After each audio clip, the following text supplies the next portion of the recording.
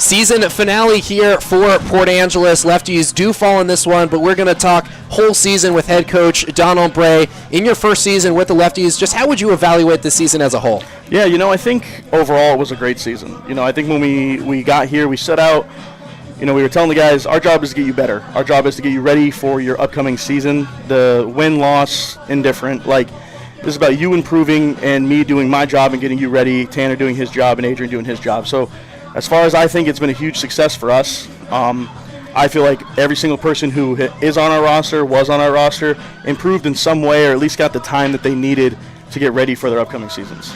And now in the last game of the season, we saw you arguing with the umpires for an extended period of time. What do you think the message is that you showed to your players? It's the last game of the season, not in the playoff hunt, but you're still willing to go out there and fight for your players. What do you think that message showed? Yeah, so, the first message I tell all my guys at the beginning of the year is the phrase that I hate is it's just summer ball, because it's not.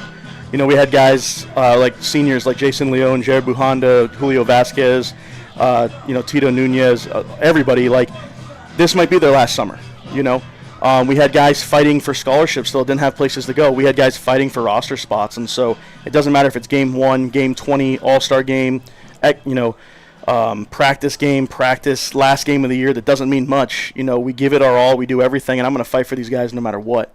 They're a huge part of me, and they're like my children. And some of the older guys are like my little brothers. I'm going to give them everything I have. I don't care what game number it is. So.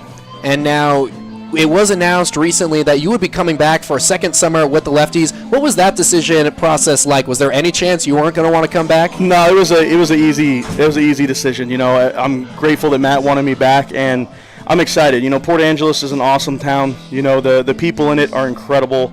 I've got only positive things to say about the people in this town. They've opened their homes to us. They've opened their businesses to us. They're taking care of our guys. It's awesome. I love seeing the inclusion with our pitch hit and run we do, bowling with the kids. We did dodgeball with the Elwha tribe. So, it's great to be able to come back to this great city and then, have my hands on the roster from day one. Recruiting starts now. The roster starts now. And so, I can't wait to see the product that we put on the field this upcoming year. And now you're headed back to Chaffee as an assistant coach. How excited are you for your college season? I'm really pumped. I think we did a really good job recruiting. We're bringing back some key guys. We got a couple guys from the Lefties coming down to Chaffee this year. So it's going to be a lot of fun. I'm really excited for it. I think we should be able to win the conference again and, compete with the best of them, and the main goal is to move all our guys on, and that's what we do. I think we do a really good job of. Now we saw Colby Schuber on the mound set a record tonight, most career innings pitched by a Port Angeles pitcher, and he's a returning guy. How important do you think him and all the other returning guys were from day one, kind of setting this in motion this whole season? Yeah, I think it's huge, to have returners because they know what the league is. They know what the travel is. Colby knows what most of the hitters are like.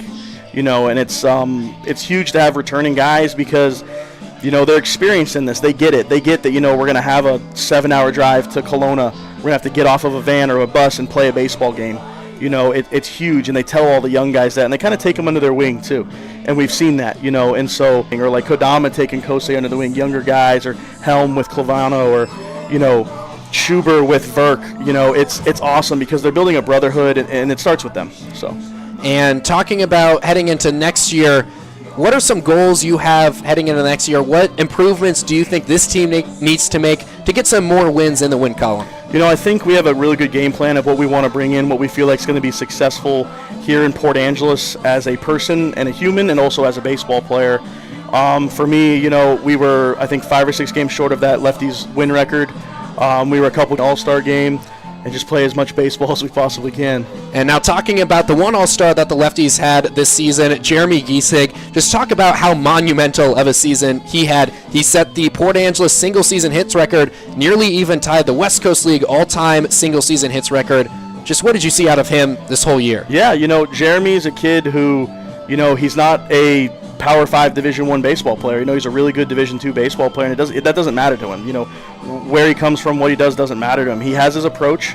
He's going to crush fastballs, and he needed to work on breaking balls, and so he just wasn't swinging at them at the beginning of the season. Had quite a few hits on breaking balls this year, but, he's a kid who works extremely hard. He has his process. He does not deviate from his process. I'm extremely proud of him. I really want him to come back. I know he says he's going to come back. Nothing on paper yet, but I think he could be like the best lefty ever. Which would be really cool. And Jeremy's great. He's from the same area I am, Upland High School guy, Cal State San Bernardino guy, and I'm just so excited to see what he does this upcoming year for the Coyotes. Well, some potential breaking news there. Jeremy Giesig might be back for another summer with the Lefties next year. Let's talk about the pitching staff. Yeah. And talk about the work that Tanner Knapp did on the mound. The starting rotation was a little bit shaky at the beginning of the year, but you saw a bunch of these guys round into form: Jake Cumming, John Vara, Josh Verkylen. Can you just comment on the work that Tanner Knapp did throughout the summer? Yeah, Tanner and me, I've been saying it the last couple of months, he's probably the closest person to me I've ever met. Just how our minds work and things like that. But he's the hardest working guy I've ever met. He outworks me, which I never thought anybody could really work. He's having individual meetings. He's going through the data, tireless work. I mean, the guy's here early. He gets here 8 a.m. some days to work, and it's awesome because he takes pride in what he does, and that's something I've learned from guys like Rob Fournier and, Sam DiMatteo, and now my guy working for Andy Smith is that hey, pitching staff isn't what it is. None of these are my guys, but he took it by the reins, and he was like, no, this is mine. I'm going to be good. I'm going to make sure these guys get better and get ready for their seasons, and I'm proud of them. Now, final question for you, head coach Donald Bray, and feel free to take some time to answer this just because it's kind of a vague question, but who do you think impressed you the most this season, someone you weren't expecting to do well that really outperformed? Yeah, that's a tough one, to be honest. I think it's tough. There's a lot of guys that I've known for a long time. I coached Julio Vasquez his first year in college down in the PSCL. To see his growth was great. I don't know if there was been a better catcher than Jack Clevenow to ever put on the uniform. Set the Lefties caught stealing record. He's incredible. Ethan Kadama was great for us this year. Ya Ramirez was a guy that I brought in that I thought would be grateful for some at-bats and get him ready for his season. He ended up killing it for us, being an everyday guy for us. Kosei Suzuki, I think everybody proved. But, as a whole, the guys put it together. We focused more on development than, pushing wins. And when we got to the halfway point in the season, I think that the guys, really bought into, okay, we are getting better. Now we have a chip on our shoulder. Let's go out and, win some games and scare some people. And that's what they did, and credit to them, man. They never gave up. It didn't matter how far out of the playoff race we were. It didn't matter what our record was. It didn't matter what our guys' stats were. It was the guys were gelling. They were becoming brothers. They were loving their teammates. They're still out there on the field right now, hugging each other, talking to each other. And that's what it's about. This whole thing, this whole game of life that we get to play, man, it's just about, who can you serve, who can you help be better as a human being, and that's what they're about. So. Well, that was head coach Donald Bray. Just a little bit more about him. He's been humble in these interviews. He's made my job as a broadcaster super easy this summer, makes access super easy, so I'm appreciative of him. Lefties finished this year with a better record than 2023. Head coach Donald Bray coming back for another campaign in 2025, looking to increase that win total. Head coach, thank you so much for joining us. Thank you. I appreciate it.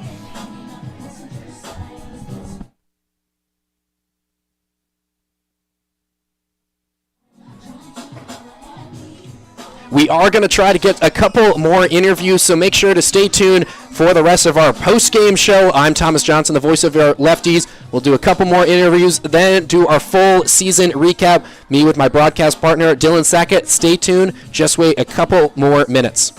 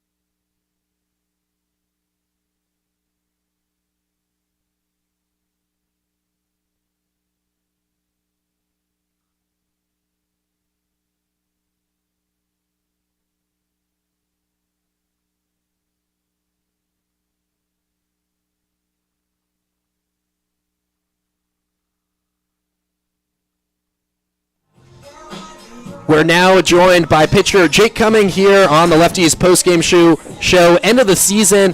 We haven't had a chance to talk to Jake, but now we get him up here in the booth. 3.82 ERA for you, Jake, this season. What was working so well for you on the mound, especially towards the end of the year? I'd say towards the end of the year, me and Tanner really dialed in my hard slider, and that's kind of what worked towards the end of the year. And obviously the big sweeper played for the most part, but overall we figured out a bunch of stuff mechanically, and over the season we got better with attacking the zone more and getting after hitters. Now, I don't think I saw anyone else break out of as many jams as you. What's the mindset when a couple of base runners get on? How do you get out of those jams? It's more of like, runners on second or third in scoring position. Like, I want to back my team up and give my hitters a chance, so I got to put up a zero. So, we kind of dial in a little more and, go after the hitter. Now, this is your second summer in Port Angeles. Pitched for the Lefties in a couple games last year. What brought you back to Port Angeles? What brought me back was, the coaches last year. We didn't really have coaches, but this year I talked to Tanner and Don a little bit before I came up here, and I really liked them and figured, Tanner would help me out a lot, which he did. Now, you're at a Division I school in the University of Nevada. How excited are you to enter your sophomore year with the Wolfpack? I'm really excited for this fall, actually. I'm really excited to get back to work, go back to my hometown, see my parents for a little bit, and, just get after it in the fall, and I see big things in the spring.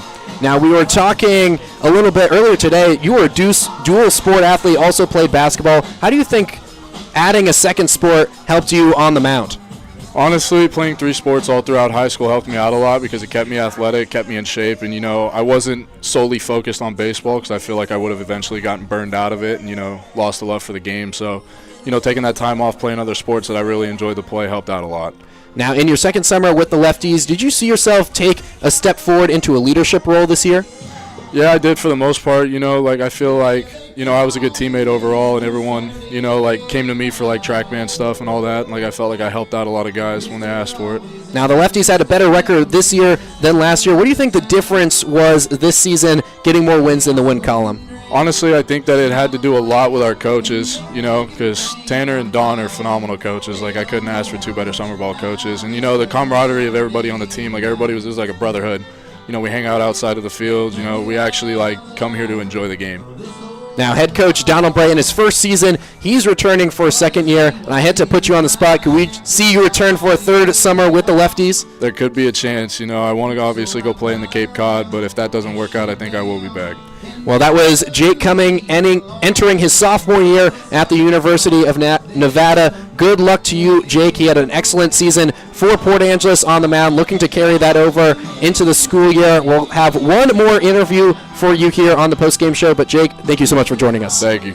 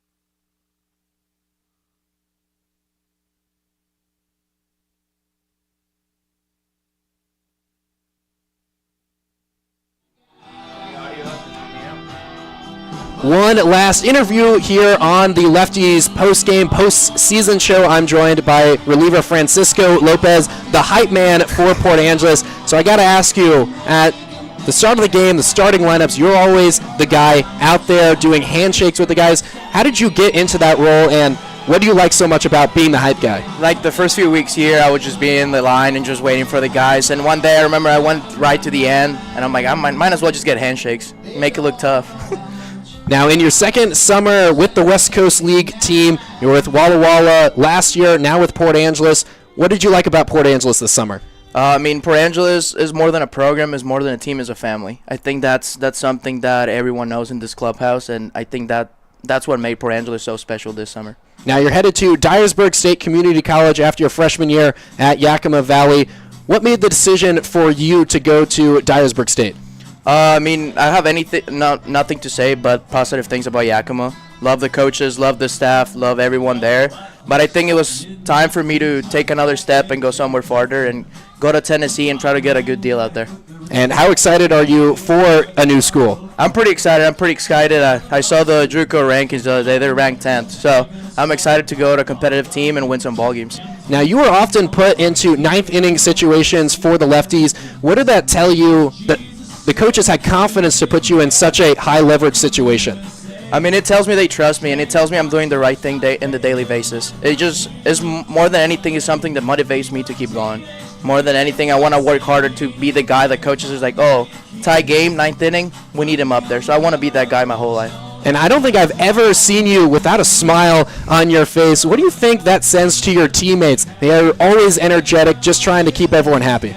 For me, it's a blessing to be out here playing baseball. I'm a huge believer in God, and I think baseball is the blessing He gave me in my life. So that's one of the things I would like to enjoy every single moment of my life. Now I put Jake on the spot. I'm going to put you on the spot again here. Could we see a Francisco Lopez return to Port Angeles next summer, maybe? Most definitely. If Don wants me back, I'll be back.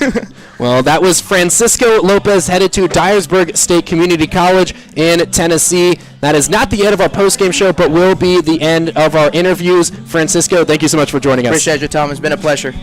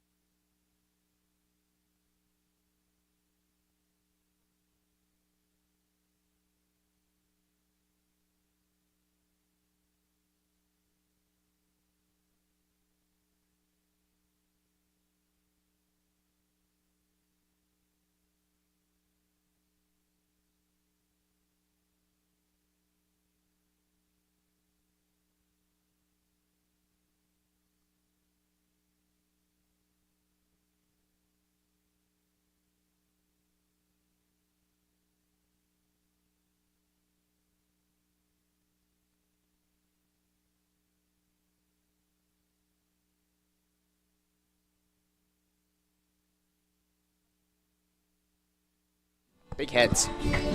And the final segment of our Port Angeles Lefties post-game show, our Port Angeles Lefties season recap. It's all coming to a close. Thank you so much for staying tuned in for this. I'm Thomas Johnson, the voice of your Lefties all summer, joined by my broadcast partner who doubles as the tech intern, Dylan Sackett. So we're going to do a little bit something different here. We normally just recap one game in our post-game show. We'll recap this game, recap the whole season. We just heard a couple of players and head coach Donald Bray talk about what they said and kind of give a final sign-off. It's our first season in summer ball for both of us.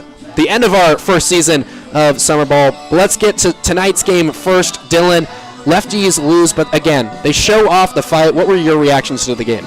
It's the same Lefties we've seen all year, and I keep saying it every single time, and I said it when they won their first game against Wenatchee. This is a team that's going to fight till the very end.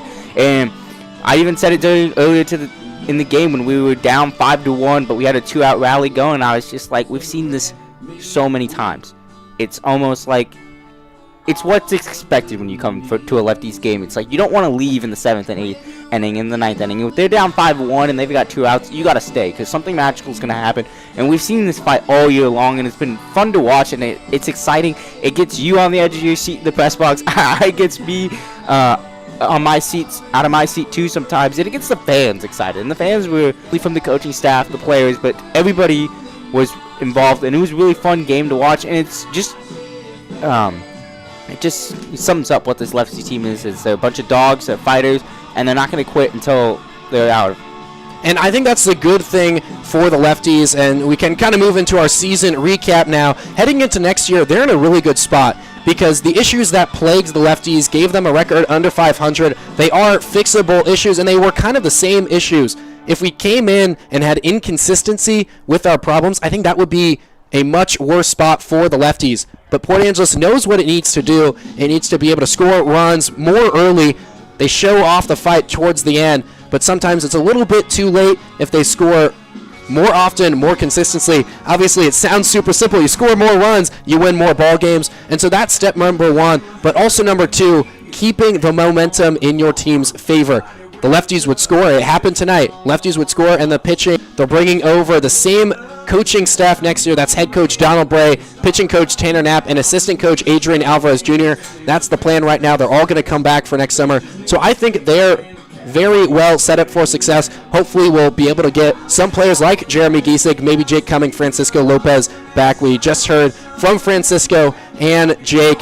But other final thoughts on the season? Well, it's like what you said with these returning players, and it's what Bray said in his interview. You got to have those returning players back because that's what builds the foundation. We talked about Julio Vasquez. We talked about Roberto Garza-Nunez. We talked about Travis Helm. Those guys taking new guys like Kosei Suzuki and like Jeremy Giesig, like Ethan Kadama. These guys that have never played in the WCL, taking them under the wing, showing them, oh, this is how these road stretches are going to go. This is how the home stretch. This is how you got to stay healthy. These are all the things you've got to do.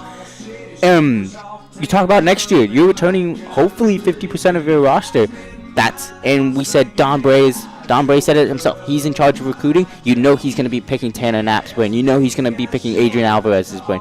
They're going to all work together to find the best players that they can do. And like he said, Bray's not done here. He's got a lot more to do. He's got more guys to send to the All-Star game. He's got the playoffs to go. He's got a record.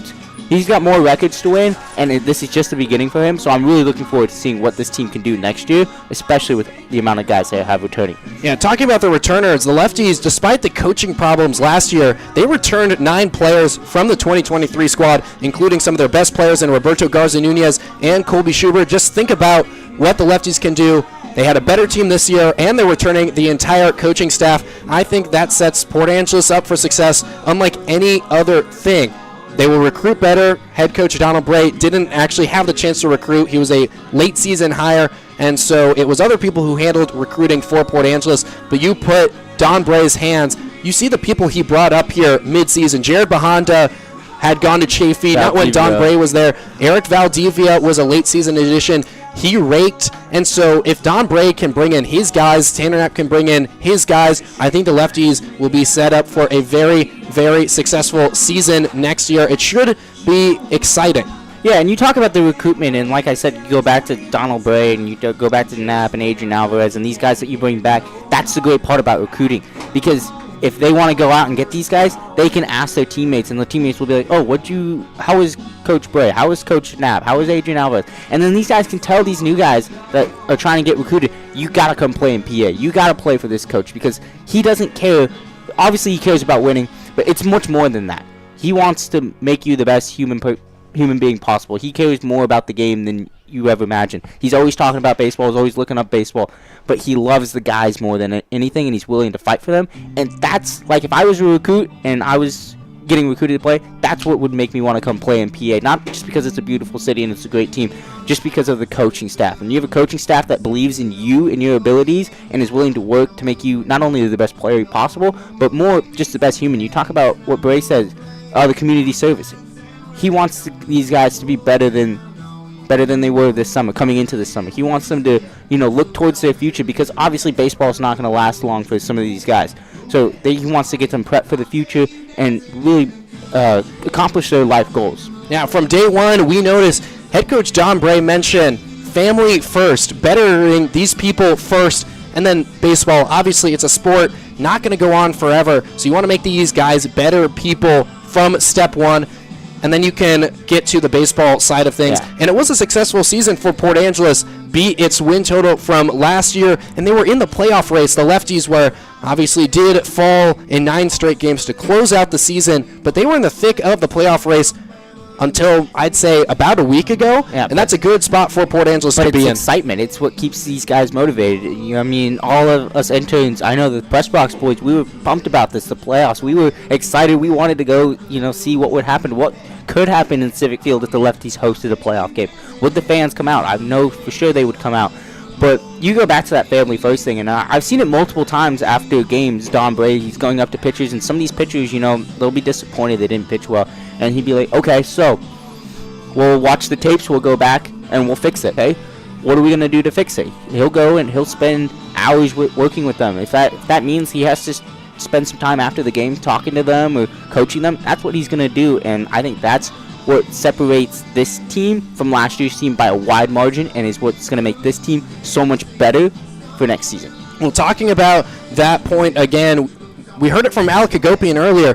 The thing about baseball, you're not going to remember the wins or losses. You're not going to remember the performances. You're going to remember the memories. And I think memories were made this summer throughout the organization, from top to bottom, players, coaches, the interns. Yeah, you go back to that, even in that first meeting where we all were in the locker room and we were meeting all the players and the coaches, Bray was just like, hey, these guys are just like you. We're all trying to make it to the show, and we can't make it to the show if we can't work together. And that's basically what's made working for this team so fun this summer, is because the interactions with the players, I feel like you don't get anywhere else. I mean, maybe you do, but here it's so much more genuine.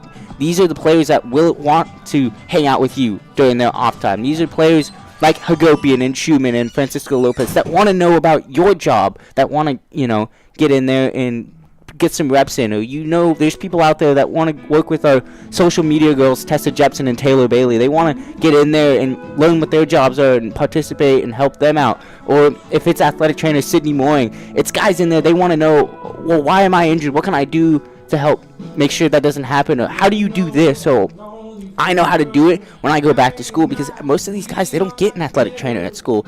And Sydney Mooring is the best in the business. She's going to go far and she's going to be successful. So for everybody in this organization to, work together and really help each other, push each other. I mean, it's what our general manager, Bree Schaefer, said. She's like, you're not going to be comfortable. The second you're comfortable, we're going to throw you into the pit and see what you can do. And that's what happened this year. We've done different jobs this summer. I know I've tackled social media. You've tackled social media. That's not our realm. We're not great at that. The girls definitely do a better job of that. But it's all about us getting to know how to do everything so that we can be set up for a future, and that's what I've loved about working for this organization. Well, we've really gotten into our feels here. This is our swan song, our last broadcast of the year before we finally sign off. Dylan, I know you just mentioned it. You're piling up the shout-outs. I will have to shout out our analytics intern, Tyler Oshima. He gets enough shout-outs during the broadcast. He does during the broadcast, but we could not do our jobs up here in the booth without him. He's consistent in his work ethic. He's usually the first one here if it's not me. And Tyler Oshima does a great job running Synergy, running TrackMan, getting us all of these statistics. Helping the players get better. The players are always up here meeting with him, how they can get better, and he's honest with them. And obviously, honesty is the best quality. Well, before we sign off for the final time, Dylan, any last notes that you want to put out there? And we should say it because I haven't had the chance to interview Dylan. It felt a little weird for us to get interviewed, but he is a rising senior at Virginia Tech, originally from Edmonds, Washington. It's been an absolute pleasure. We were bunkmates over the summer, so we've got really close. It was a really fun summer, but any final notes? I'm going to ask you interview questions. You know what? We're doing it. It's the final post-game show. We can't get fired. So, Dylan, what are your plans for the future? I don't know. I definitely want to work in sports just like you. I think this is the best job you could ever ask for. I think it would be cool to say, I'm working in something that somebody's watching on TV. Like, if somebody, every Saturday they want to watch sports and you're sitting there working on a Saturday, like, at the end of the day, I don't care how much I get paid as long as I love the job. If I wake up and it doesn't feel like a job, this didn't feel like a job to me. this felt like summer camp to me. Waking up every morning, coming to the field, getting here early, messing around with the cameras, finding different angles, working with players, getting interviews, doing the radio show every Monday on 95.1 Squim. You know, that was fun. Getting to know that helped me to get to know the players better, and that helped me up my broadcast game better. Because coming in here, I was, gunning for the play-by-play job, which you got, by the way, which was great, and you are the best in the business. But it helped me to, understand, okay, there's more to the broadcast. And then, I got more into the technology side. I really liked doing the social media this summer. So, it's definitely opened up the floodgates for me going back to school, figuring, okay, now what do I want? Because coming in here, I wanted to be a broadcaster. And that, I feel like, is still the main goal for me. At the end of the day, that would be, like my peak. But, there's so much in sports that you can do that are so fun that I've learned this summer, and I'm very grateful for it. So I will look forward to going back to school and finding a job and figuring out what exactly do I want to do and just go down that path and chase it. Yeah, for those of you who don't know, Dylan, as well as my color commentator and occasional play-by-play guy as well, he does literally everything for this broadcast. All the camera angles you see, he's in here doing the switching while also talking, while also operating the scorebug, while also dealing with technical issues, if it's audio, if it's camera issues, if it's working with the monitor. He literally does everything. I don't know how he can do it and also double as a color commentator, because I've tried to run the broadcast and do my job, and I really can't. It's so tough. I don't know how you do it. But, yeah, any other final notes before we do our final sign-off? No, I think it was probably a great summer, and I've enjoyed the Summer Bowl. Well, we broadcasted over 30 games here at Civic Field. It was absolute pleasure to be the voices of your Lefties. I'm Thomas Johnson with Dylan Sackett. I could not have asked for a better internship. I loved my time here. I hope you, listening at home, loved listening to our voices. And I don't know how to sign this off. Dylan, you got any ideas how to close us out? We're having over now nearly a 40-minute post-game show. I was not expecting it to go this late. Post-game show. I don't know. I think we're definitely going to miss all the host families that comment on our live streams. We want to say thank you. Some of you guys have provided us with some great stories, some great anecdotes that we can put into our broadcast that really have helped us. But at the end of the day, when I, put the live stream on and I see, 40, 50 viewers a game, that makes me happy. It makes me proud. I know some of you guys use YouTube, some of you guys use the WCL app, but thank you every night for showing up and watching these games. I know you don't have to listen to us talk about sports. You don't have to listen to us talk about the stuff we love. But the fact that you guys do that makes us feel a lot more better about our jobs, makes us feel really great. And we couldn't have asked for better fans or a better community to come and work. So thank you. Yeah, like he mentioned, the comments on our YouTube, they don't go unseen. We see every single one of them. And although we might not be able to comment on them on the broadcast, we take them into our hearts. It really, really does mean a lot. So thank you for doing that throughout the summer. I keep delaying this because I don't want to take off this mic, Dylan, but it's actually been an absolute pleasure being the voice of your Lefties this summer. I'm going to be a senior at USC, so I'm going to give you a fight on before we sign off. Seriously, have a great... I don't know who I'm talking to right now, but I hope you enjoyed our streams this summer. I hope you enjoy the Lefties, and keep tuning in the next couple summers. It is an exciting future for this Port Angeles squad. Thank you so much for tuning in tonight and throughout the rest of the season. I hope you guys have a great summer.